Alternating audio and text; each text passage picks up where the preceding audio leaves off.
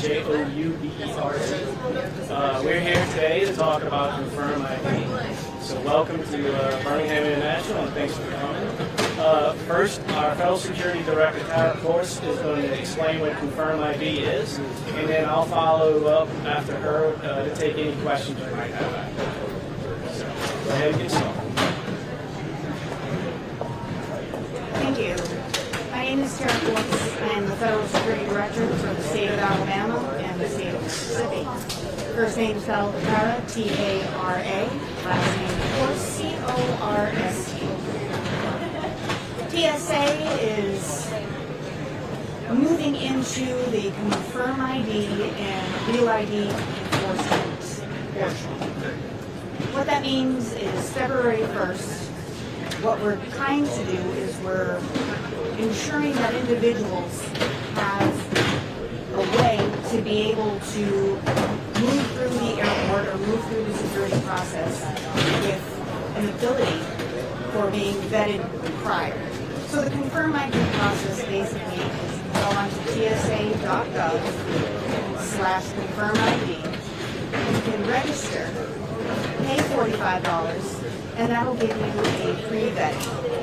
That pre-vetting will give you a QR code, and that QR code is going to be valid for 10 days.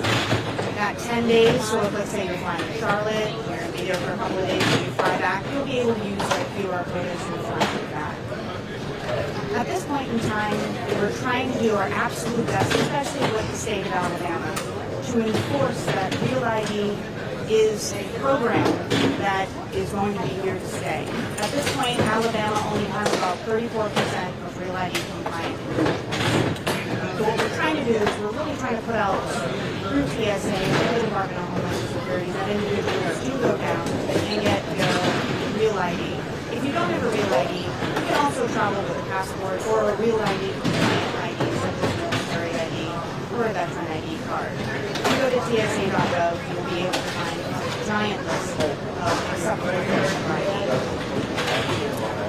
So at this point, we do truly strongly suggest that individuals go down if they're going to be flying. So I do want to make sure that we open this up for questions and comments. Myself and Mr. Bay are going to be here to assist with those comments. When you say Real ID, are you talking about Star ID? That is correct. Star ID, Real ID, same program. Yep, both oranges, not apples and oranges. Okay. Please, questions, comments. So, what exactly is the difference here between the Confirm ID and the Real ID? The Confirm ID is a program that TSA is rolling out to assist members of an option to be able to travel if they do not have a Real ID or a Real ID compliant form of identification. So if you're in a situation now where you don't have a passport or you don't have an actual Real ID or Star ID, you can go on to tsa.gov/Confirm ID and pre-register. You pay the $45. It provides you with a check, an overall personal check, a background check, and then it provides you with a QR code that can be used just like your Real ID along with your driver's license.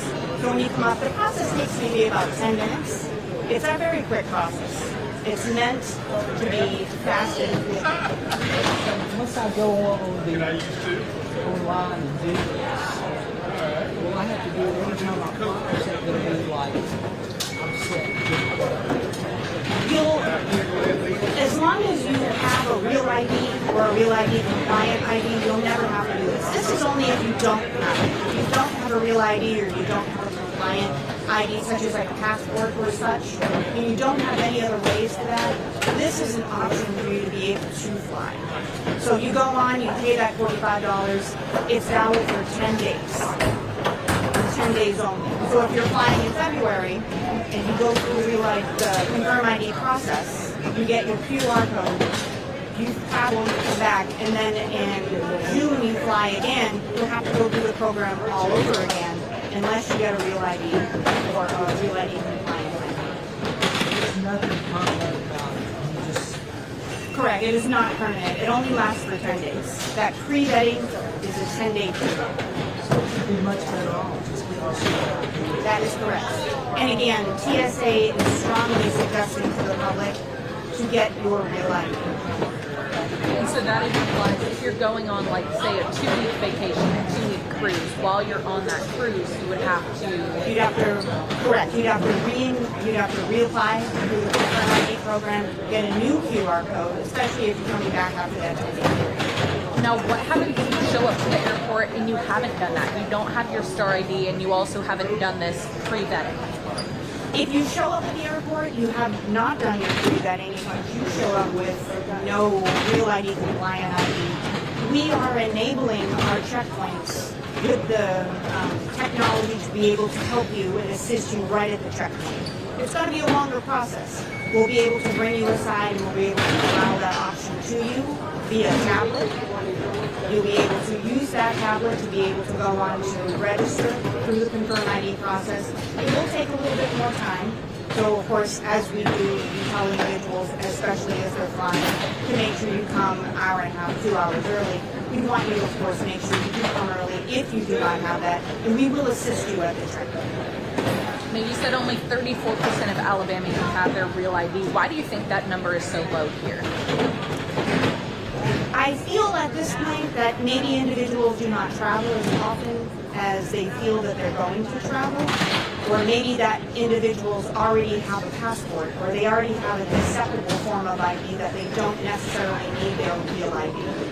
What we're trying to do is we're trying to put that word out that even if you have your passport, even if you have your another form of ID to travel, we really truly want to make sure that individuals are aware that this requirement will continue to be effective, this requirement will continue to roll out, and please try to get their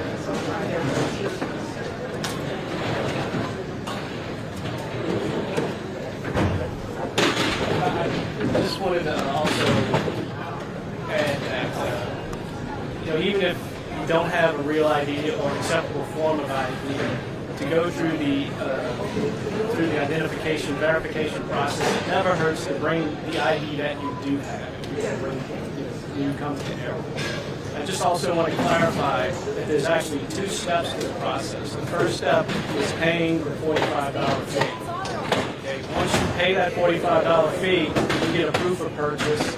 You want to bring that proof of purchase to the airport, present it at the checkpoint, and then that's when the identification verification process begins. That takes 10 to 15 minutes, like Tara said earlier. It could take longer. So we always want to emphasize you have to do this process instead of having a Real ID or an acceptable form of ID. You allow yourself even more extra time than you did at the airport.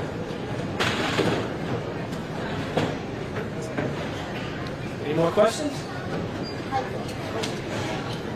Thank you so much. We really appreciate everybody. We appreciate getting this word out. This really helps, of course, us on the TSA side, Airport Authority side, and of course the OPS side. So thank you.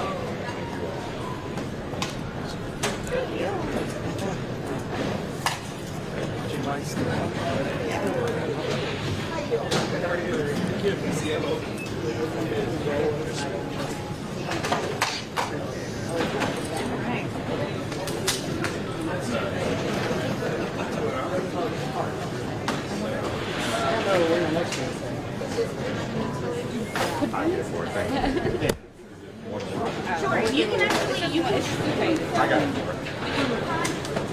Mr. Barnett here is going to be a course Thank you again. You're welcome. No problem.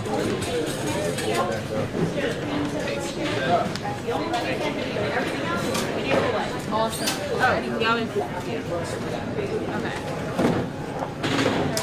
I'm sorry, I got a call I got to get on. Thank you so much.